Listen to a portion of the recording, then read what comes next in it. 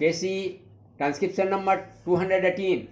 Mr. Chairman, the subject matter of this bill is very interesting in the sense that it deals with certain institutions and institutional arrangements that have got a long history. In this country, there are many institutions, organizations, and religious endowments that were created as a result of the prevalence of the caste system and the organization of our community on a religious basis. These organizations and institutions were called upon to perform certain functions which we today associate with the welfare state.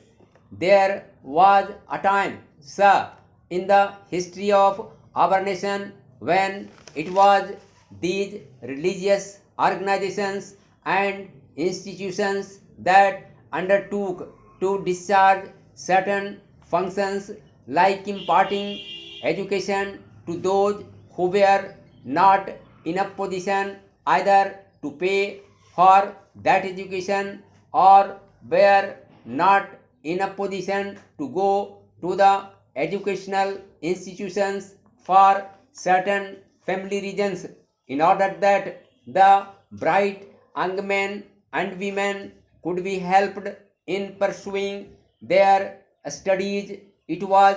found necessary that the religious organizations should step in by giving scholarships to the people belonging to a particular community or to a particular caste, and by helping the families of those persons who were thus engaged in educational pursuits during the period that they were so engaged. Similarly, when the poor families were not in a position to make two ends meet, the same religious endowments and other institutions and organizations stepped in to help these families. In this way, a large number of activities were undertaken by these charitable organizations and institutions at a time when the state was not prepared to undertake these responsibilities on its own shoulder. The question that now arises is whether we have reached a stage wherein it is possible for the state to step in and to undertake these very activities, so that these religious organizations and institutions might not have to perform those functions connected therewith. Is also the question of whether the government should give its patronage to these organizations and institutions, or whether the government should allow these organizations and institutions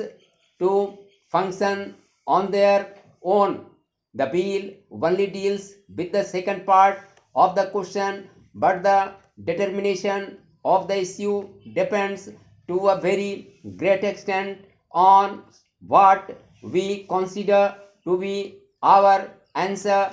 to the first part. Also, it is now well known that we have adopted the principle of the welfare state, and that we now look up to the state to go to the help of the needy citizen in some of his needs that are so very urgent and important, and the fulfillment of which is considered to be so necessary from the point of view not only of the welfare of the individual but of the stability of the community also. And it is on this principle that we expect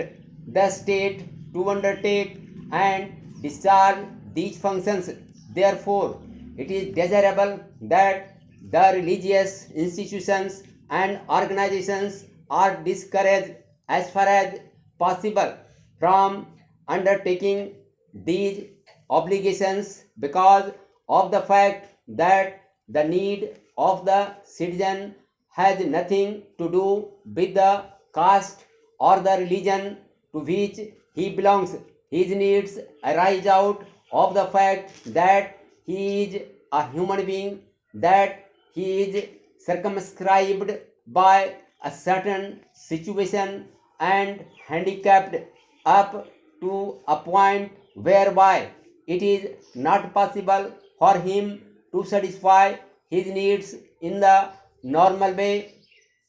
and therefore he looks up to the state to come to his help because of the fact that his needs arise from his being an individual and citizen of the country. It is desirable that his needs are satisfied in a manner whereby he is considered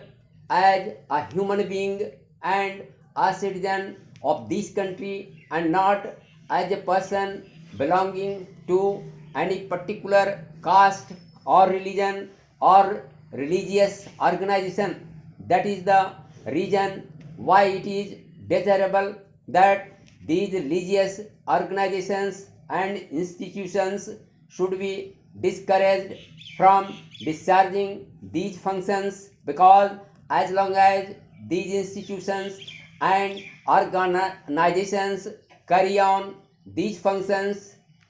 the consciousness of belonging to a particular caste or to a particular community remains very much alive. If I belong to a particular caste or to a particular community, and if I have been helped by an organization belonging to that caste, it is but natural that if I am later on placed in such favorable circumstances, my gratitude demands that I, in my turn, help the people belonging to my own community and to my own caste. In this way, the consciousness of caste and community persists, which we have now begun to realize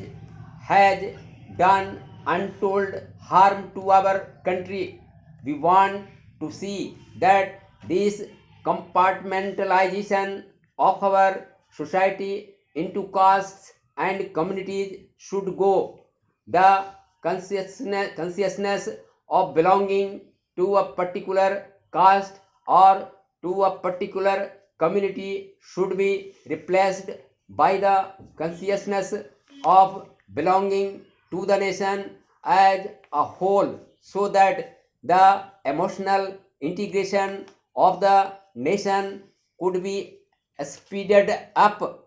Because of this consciousness, it is also desirable that religious organizations and these and institutions should be discouraged from undertaking these functions.